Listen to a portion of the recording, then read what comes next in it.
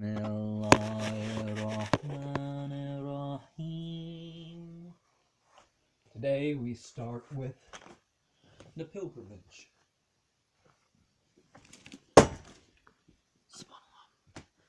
Okay. In the name of God, the compassionate, the merciful. O man, fear your Lord. Verily the earthquake of the hour will be a tremendous thing. On the day when ye shall behold it, every suckling woman shall forsake her suckling babe, and every woman that hath a burden in her womb shall cast her burden. And thou shalt see men drunken, but it is the mighty chastisement of God. And there is a man who without knowledge wrangleth about God, and follow every rebellious Satan, concerning whom it is decreed that he shall surely beguile and guide into the torment of the flame, whoever shall take him for his Lord. Now I know what you're saying. I'm not a Satan worshiper. But,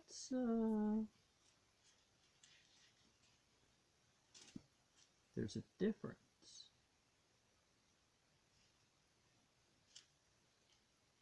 There's the practical.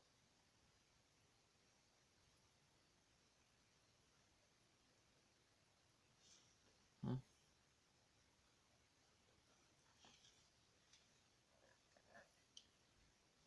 Oh, man.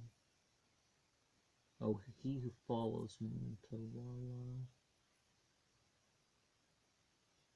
Okay, yeah.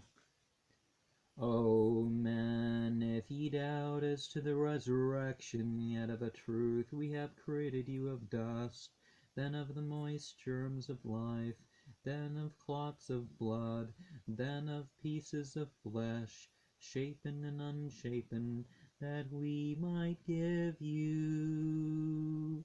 And we cause at our pleasure to abide in the womb until the appointed time.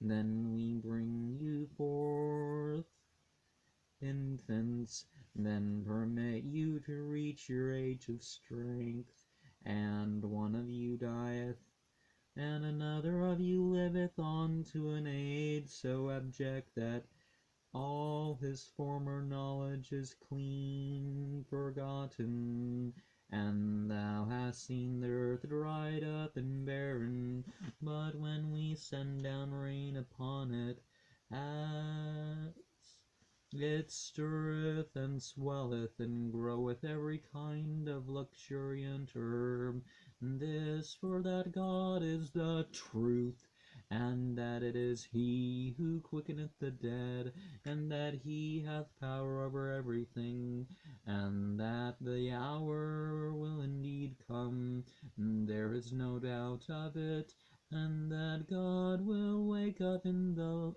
the life those who are in the tombs. A man there is who disputeth about God without knowledge, our guidance, our enlightening book, turning aside to mislead others from the way of God. Disgrace shall be his in this world, and on the day of the resurrection we will make him taste the torment of the burning. This for thy handiwork of old, for God is not unjust to his servants. There are some who serve God in a single point. If good come upon one of them, he resteth in it. But if a trial come upon him, he turneth him round with the loss both of this world and the next. This same is the clear ruin.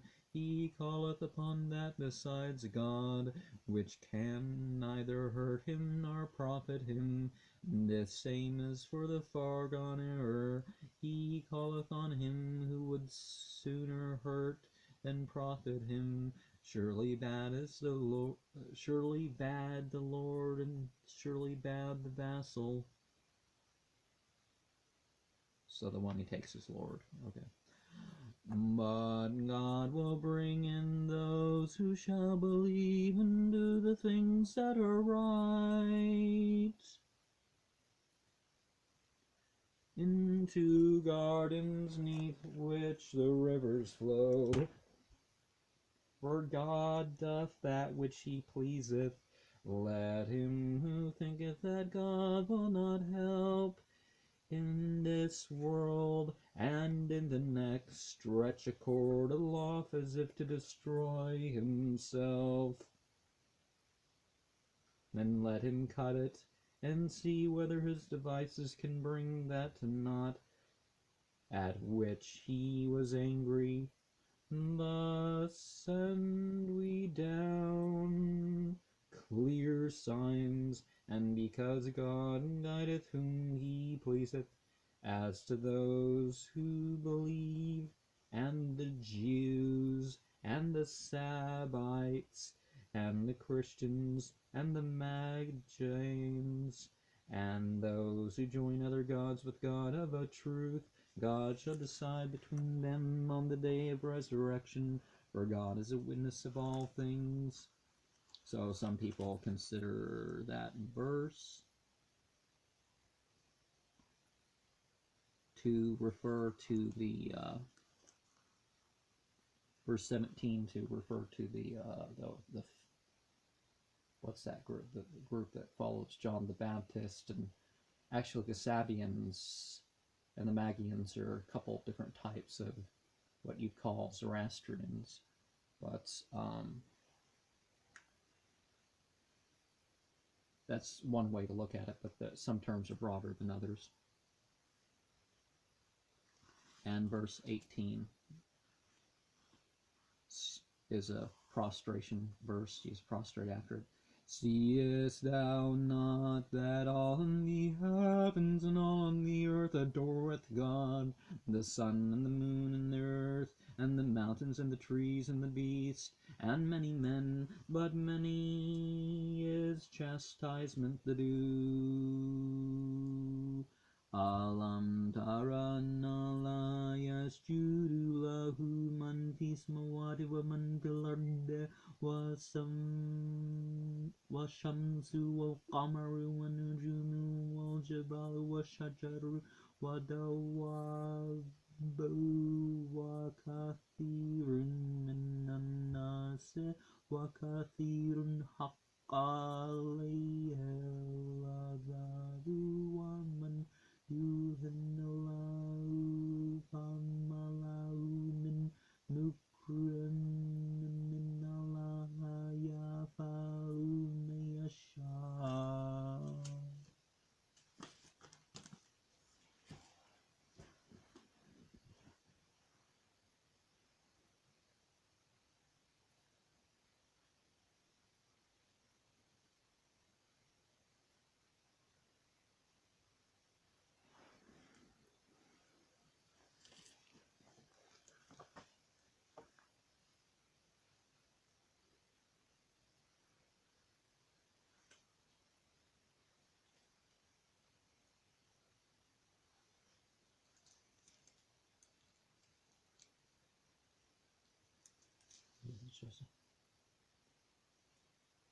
Oh, this is translated, but many are the whom the punishment is.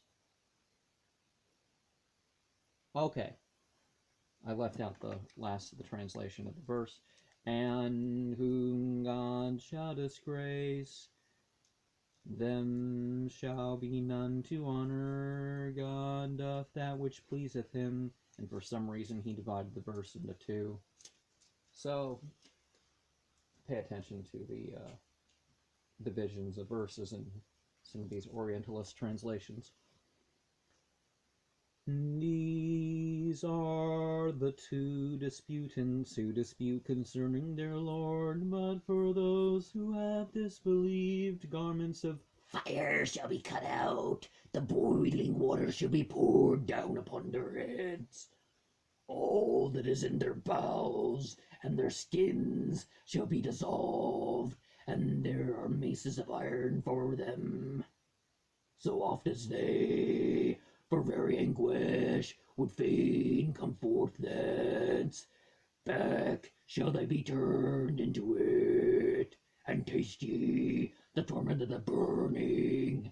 But God will bring in those who shall have believed and done the things that are right into gardens neath which the rivers flow. Adorned shall they be therein with golden bracelets and with pearls, and their raiment therein shall be silk. But they were guided to the best of words, guided to the glorious path. But those who believe not and seduce others from the way of God and from the holy mosque, Masjid al-Haram, which we have appointed to all men, alike for those who abide therein, and for the stranger, and those who seek impiously to profane it, we will cause to taste a grievous punishment.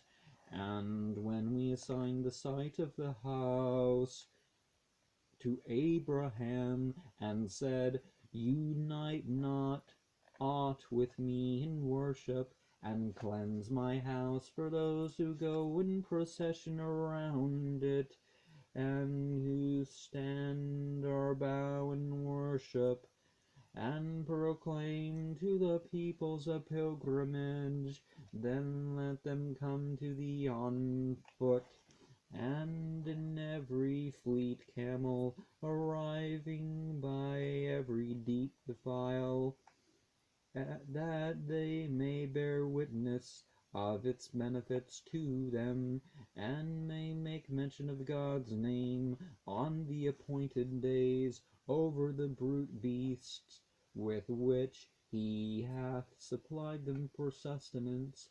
Therefore eat thereof yourselves, and feed the needy, the poor, and then let them bring the neglect of their persons to a close, and let them pay their vows, and circle the ancient house. This do. And he that respecteth the sacred ordinances of God, this will be best for him with his Lord. The flesh of cattle is allowed you, save of those specified to you. Shun ye therefore the pollutions of idols, and shun ye the word of falsehood. So the four things forbidden: killed in the name of other than God, the very dirty, very foul. Chief of this is the pig.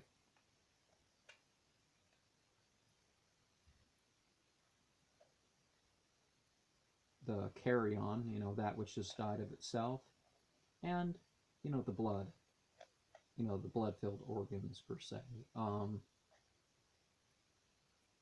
So you drain the blood out of the animal as much as possible when you're slaughtering and butchering.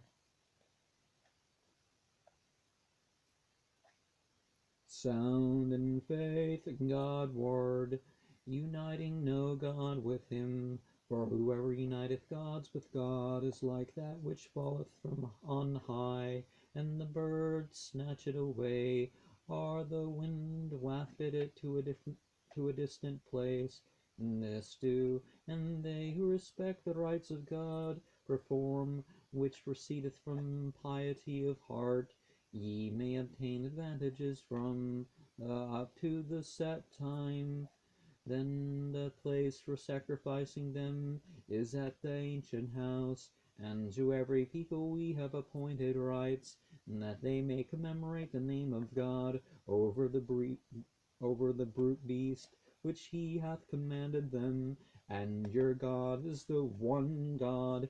To him therefore surrender yourselves, and bear thou good tidings to those who humble them, whose hearts, when mention is made of God, thrill with awe, and to those who remain steadfast under all that befalleth them, and observe prayer, and give alms out of that which we have supplied them.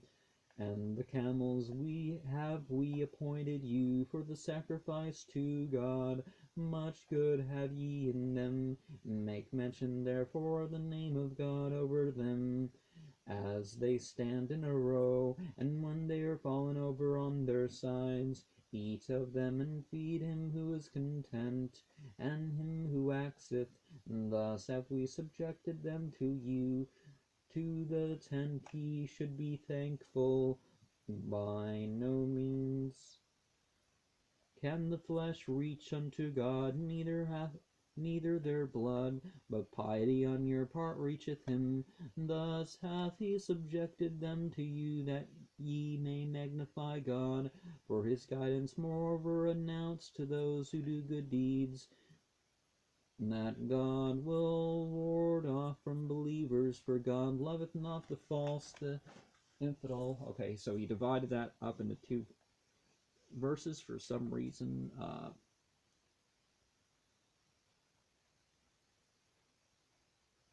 So verse 38,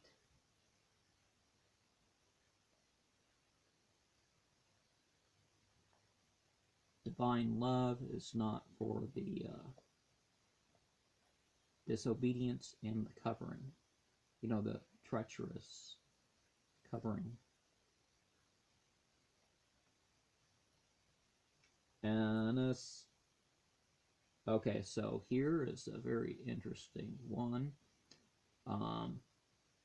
So 39 and 40 clarify, are the first verses dealing with fighting that have been revealed in Quran that were learned, and these verses set down forth terms that, I mean, what country lives up to this? That they're protecting the religious minorities, they're protecting the houses of worship. This is what war is about. It's to protect the rights. It's not about conquering. Curse be upon those people that just want to conquer.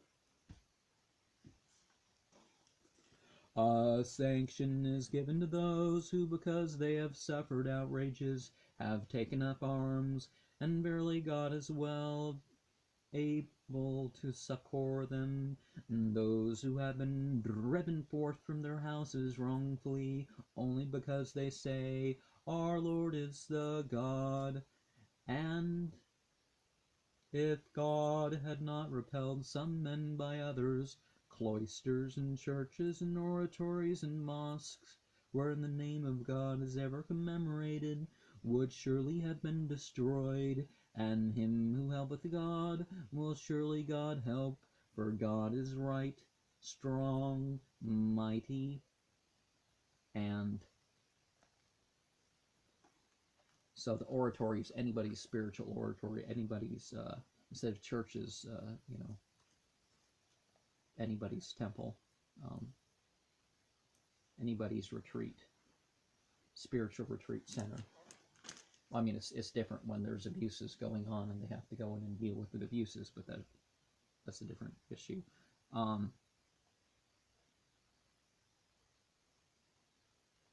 Those who, if we establish them in this land, will observe prayer and pay the alms out of obligation, and enjoin what is right and forbid what is evil, and the final issue of all things is unto God. Moreover, if they charge thee with imposture, then already before them the people of Noah, and Ad, and Thamud, and the people of Abraham, and the people of Lot, and the dwellers in Madian have charged their prophets with imposture. Have charged their prophets with imposture. Moses too was charged with imposture, and I bore along with the unbelievers. Then seize on them, and how great was the challenge I wrought, and how many cities which had been ungodly, and whose roots are now laid low in ruins, have we destroyed, and wells have been abandoned by, and lofty castles have they not journeyed through the land, and they not hearts to understand with, our ears to hear with?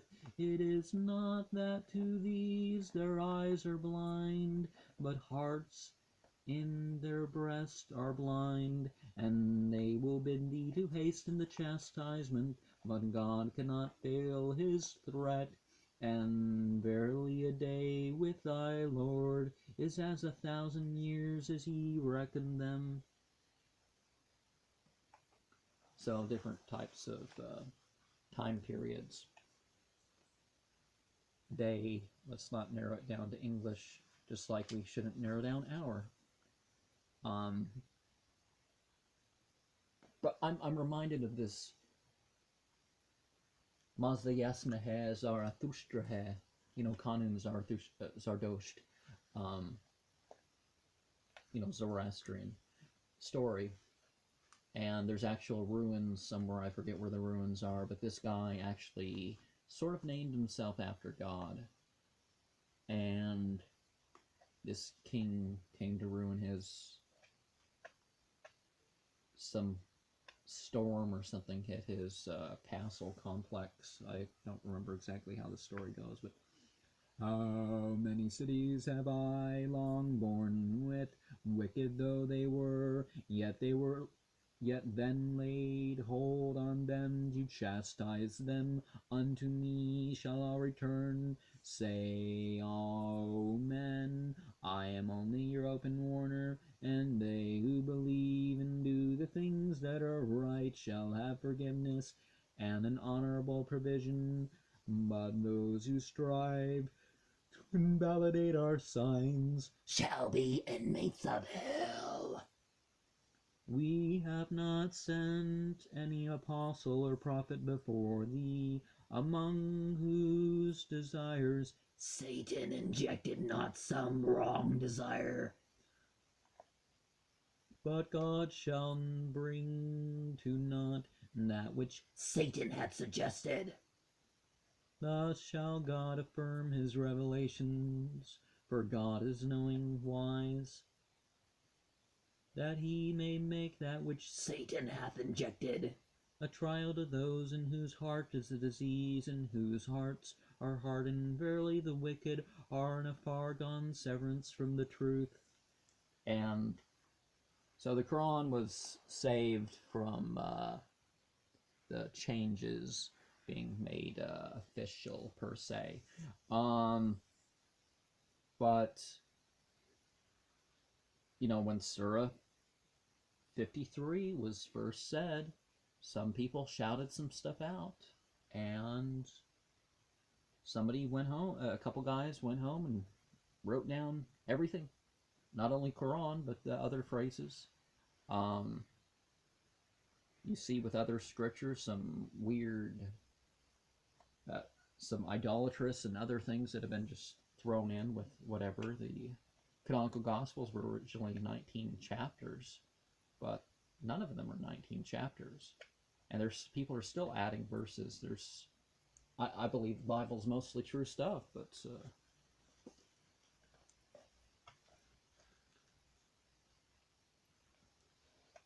it's only far, far later thought that people